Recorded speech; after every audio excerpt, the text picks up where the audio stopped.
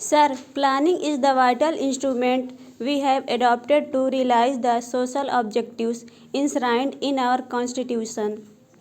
Through the 5-year plans, we have already achieved a significant increase in the national income in the past 18 years and laid the foundations of technological advance. The plan is fast modernizing our agriculture and strengthening the diversifying our industry. Above all, it has reinforced national unity and purpose. The attack on our territory in 1962 and again in 1965 forced us to modify the pattern of national expenditure because we could reconcile the competing claims of development and defense. Drought struck us. Foreign credits became uncertain. Recession followed. All these seriously restricted our freedom of choice. We had to divert our energies to fight drought and near famine, and thereafter for some time, long-term planning had to be virtually suspended, but we succeed in turning adversity to good use. We concentrated our import substitution on which further enlarged our industrial base.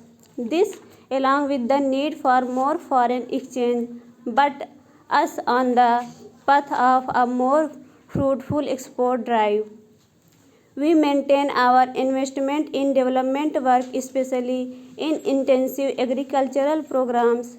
A new period has now opened. There is a welcome upsurge in the economy, and the increase in agricultural production have brought us nearer to self-sufficiency in food grains. But inevitably, there are other problems and a fresh challenge to face. Our rural disparities have increased partly owing to the very efforts we have made to move rapidly towards self-sufficiency in food, and partly owing to a certain slowness in the matter of implementing the land reforms. Although the industrial recession has been curbed now, industries are not coming up fast enough, and unemployment, especially of technical trained persons, continues to be acute. We have a larger and understandably enough and more distinct population. Planning is the method to which we are committed for meeting such challenges. We have carried out 3 5-year plans. Each 5-year plan has addressed itself especially to problems which have emerged either because of new political and economic developments in the country and in the achieved.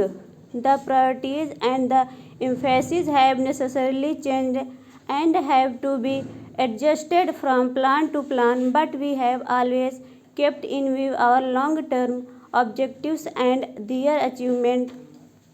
The seventh plan represents a conscious, internally consisted, and carefully thought out program for the most efficient exploitation of our resources possible in existing conditions.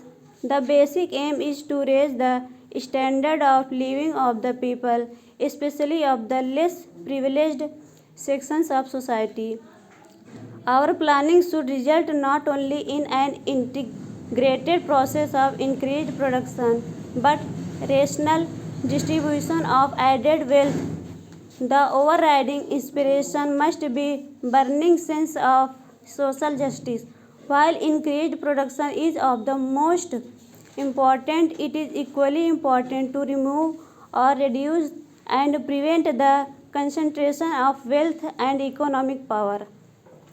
The benefits and development should accrue in increasing measure to the common man and the weaker sections of the society, so that the forces of production can be fully unleashed. A sense of involvement or participation by the people as whole is vital for the success of any plan of rapid economic growth. This can only be evoked by securing social justice, by reducing disparities of income and wealth, by redressing regional imbalances. Our orientation of our socio-economic institutions in this spirit is accordingly the first necessity. 1 year of this plan has already gone by. Between the draft plan and the present document, certain important changes have been made. The project investment in the public sector has been stepped up so as to enable us to undertake a larger and bolder agenda of work. New schemes have been added to help the small farmer throughout the country, especially in the unirrigated areas. The emphasis is squarely on areas that have hitherto suffered from neglect of transport and housing problems in urban regions will receive more attention. A small but significant beginning is also being made with special programs for children.